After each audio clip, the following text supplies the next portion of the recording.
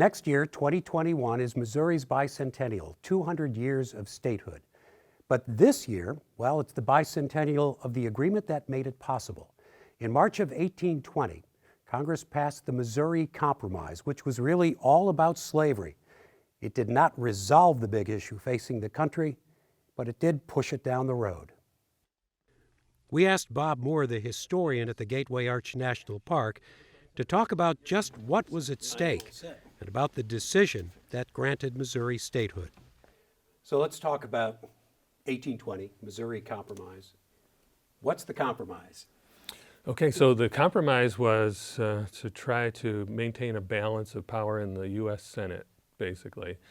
So the idea of having an equal number of states that allowed slavery and states that did not allow it was really thought to be essential, especially to Southern interests, to the slaveholding states' interests.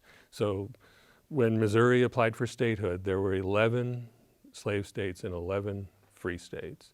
And it was thought to be a dangerous situation by the people in those northern states that didn't allow slavery to have, one more state that allowed slavery, because Missouri's application for statehood included the fact that they wanted to continue to be able to hold slaves here. It seems to me that this is really the first time that the United States has to deal with this issue in terms of what we now consider westward expansion. Right. Louisiana is a slave state and already in the Union, but everything west of the Mississippi in the old Louisiana Purchase, they have to figure out how this goes. Right, it was all a new thing. New York Congressman James Talmadge had an idea. He attached an amendment to the Missouri statehood bill, which would allow it to enter the Union as a slave state, but that eventually it would transition to a free state. And what the Talmadge Amendment said was that there would be no further introduction of enslaved workers in Missouri, and that the children of enslaved workers would become free. So eventually it would phase out slavery entirely within the state. The amendment passed in the House, where free states had a majority, but it was blocked in the equally divided Senate, and Missouri statehood was going nowhere. Into the fray stepped the man who would become known as the Great Compromiser. The solution to the problem was worked out by Henry Clay, who was the Speaker of the House at the time. And his idea was that there was a section of Massachusetts which had been agitating to split away from the state of Massachusetts. It wasn't contiguous with the state, and we know it as Maine today, the state of Maine. So the idea was that there were people in what is now Maine who wanted to become their own state. They would not allow slavery. So allowing one slave state and one free state to come in would keep that balance of power in the U.S. Senate. And then there's the 3630 line. Mm-hmm. How does that play into this then? Well, that was a caveat of the actual compromise. There would be the latitudinal line of 36 degrees, 30 minutes. And that's actually the southern border of the state of Missouri. Anything south of that line, they would allow slavery. Anything north of the line, slavery wouldn't be allowed. I know they can't look into the future, but if we look on a timeline, and I was thinking about this, Missouri Compromise comes about halfway between the establishment of the United States and the Civil War. Mm-hmm. And it worked out well. Not well, certainly for African Americans, but well for the keeping the peace, because it lasted for 30 years. 15 years later, Arkansas, below the 3630 line, was admitted as a slave state. Michigan came in as a free state. But things would get more complicated with the country's continued expansion. And in 1850, Henry Clay, now a senator from Kentucky, was added again, working out another complex give-and-take compromise over Texas and territory won in the war with Mexico. 4 years later, the rules changed with Kansas and Nebraska. And so it wasn't until the Kansas-Nebraska Act in 1854 that the Missouri Compromise of 1820 was overridden. No longer would Congress decide, but the settlers themselves, as to whether or not to allow slavery setting off the so-called Border War, a prologue to the Civil War. And in 1857, the U.S. Supreme Court ruled in St. Louis's Dred Scott case that the Missouri Compromise of 1820 was unconstitutional, because the court said the federal government never had the power to limit the expansion of slavery. And in 1861, the slave states and the free states were at war with each other. 200 years ago, the Missouri Compromise of 1820 allowed two new states and preserved the status quo, but it did not heal the deep division in the country or in the chamber, where every state has equal power. And I think, that many people might be listening to this and thinking, that seems awfully familiar. At various periods in our history, we've had very close representation where issues that are very divisive for the country as a whole are kind of equally represented in our legislature. And these are the times when things, kind of come to a head and when big decisions have to be made.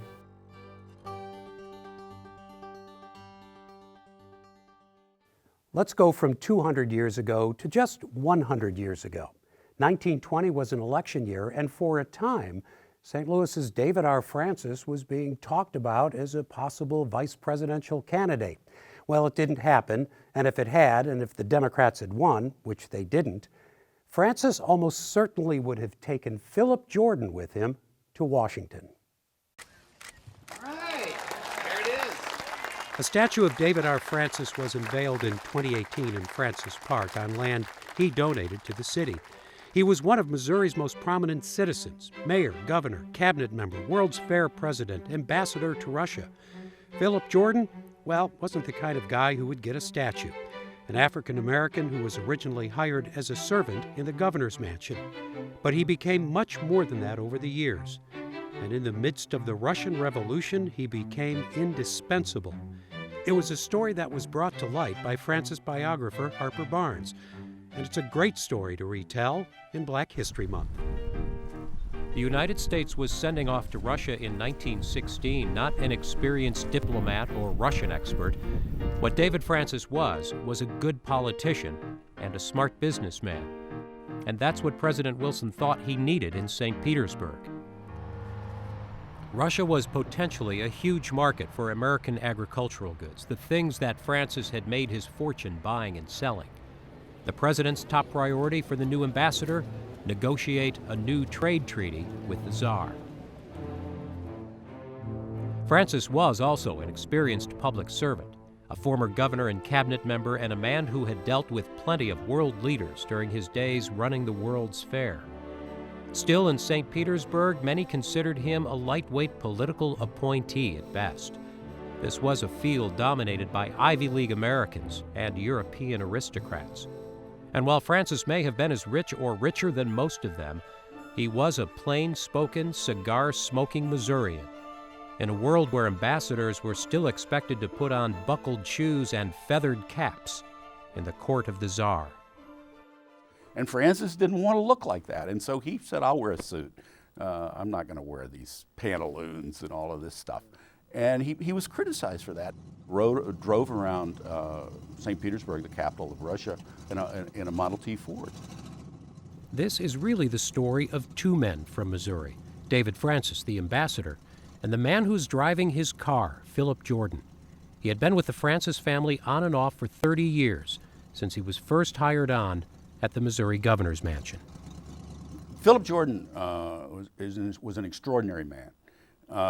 In another world, David Francis might have worked for Philip Jordan.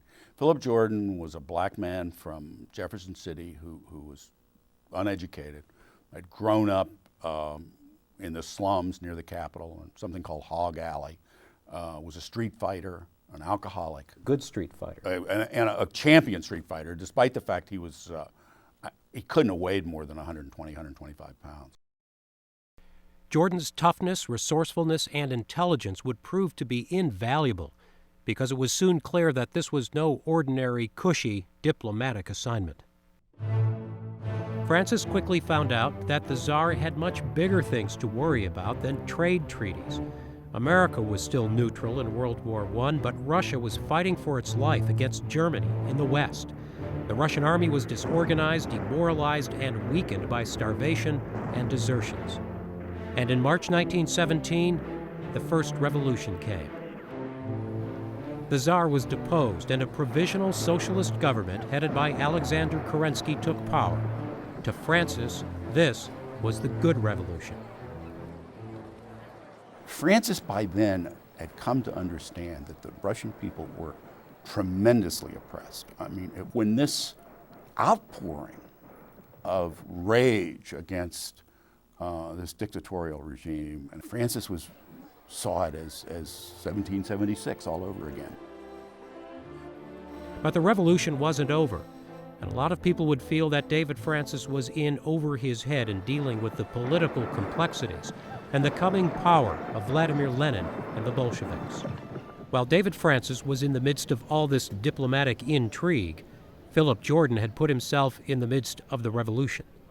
He had quickly learned Russian, and he found that his slightly dark complexion and accent blended right into the Russian hodgepodge of ethnicities and nationalities. And Jordan's street smarts were now at their most valuable. And he would go to the markets and haggle for food. And you have to remember, this is not just World War I, but a time of revolution. Food was very difficult to get. And Jordan would go around to all of these markets and and feed everybody at the embassy. Philip Jordan saw firsthand what was happening in the streets, and probably took most of the pictures now in the Francis collection at the Missouri Historical Society. He also wrote accounts of what he saw back home to St. Louis to Mrs. Francis, the woman who had taught him how to read and write years ago. Philip Jordan knew that he was in the middle of history, and he couldn't get enough of it. I mean, he was always there. He saw the Winter Palace being stormed by the Bolsheviks and taken over. And I think Francis came more and more to depend upon Philip Jordan for advice. Jordan knew what the people felt, and he would communicate this to Francis. And I think he was very valuable, probably more valuable than any number of spies. If Jordan was at his best in the streets, Francis was at his best improvising, going with his gut. And his gut told him that if the Bolsheviks were taking over, he and other Allied diplomats should get out of town. He led a number of embassy staffs to the city of Vologda, 350 miles away, and he set up the U.S. Embassy in an old wooden clubhouse building. Francis did not want to abandon Russia altogether, for he hoped Kerensky could still be restored to power with the help of American troops.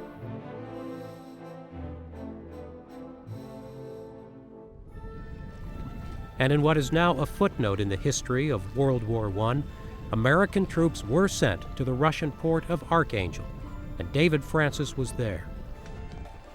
The official purpose was to prevent American military equipment from falling into the hands of the Germans. But this was in fact an intervention, even if it was not quite the Allied invasion that Francis was hoping for. David Francis was determined and deeply involved, and it nearly killed him. Here he is seen in Archangel after meeting with local government officials and Allied military leaders. But he was seriously ill, needing medical care that he could not get here.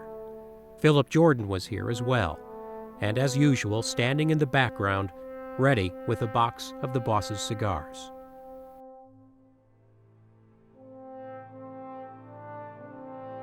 Only when it became clear that he was going to die did David Francis allow himself to be evacuated to London, where he underwent a life-saving prostate operation.